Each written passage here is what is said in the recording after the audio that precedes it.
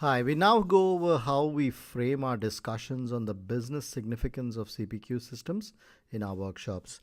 We frame the conversation in terms of growth that you might be experiencing, and as you grow, what are the business implications of that growth? Specifically, what opportunities and alongside what challenges does this growth bring to your company? Now, the relevant implications that we talk about here are the fact that your product portfolio expands, that the customers you now serve and the segments that you now serve may expand and grow, and the number of partners that you work with, and the types of partners and the types of go to market alliances that you may now put in place may grow, and your internal staff grows in numbers, certainly.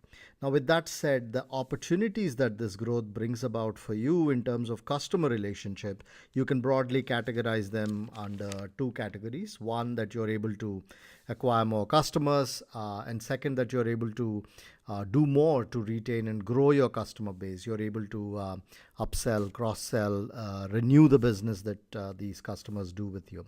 Now, it's when we start discussing the challenges of growth and how to address them that the relevance of CPQ really starts to come through. First, the product and pricing tactics and strategies now need to evolve with your growth, which means the product and sales teams need to be on the same page so far as these evolving strategies go. And CPQ is a great way to bridge this communication and ensure this communication.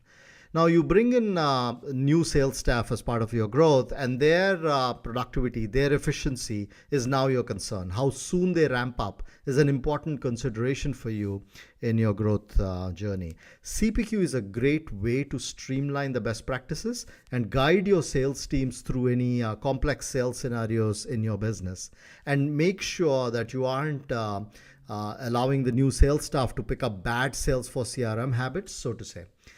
Lastly, all of this growth needs to be handled within a viable financial model for your company, which means the discounts that you allow, the promotions that you run, the bundling, the interesting bundling that you come up with for your products.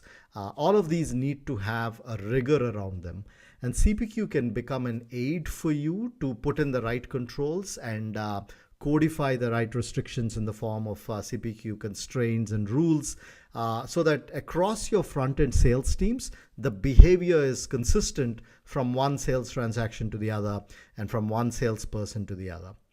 So hope that was useful, and hope to see you in another Varasi video. Thank you.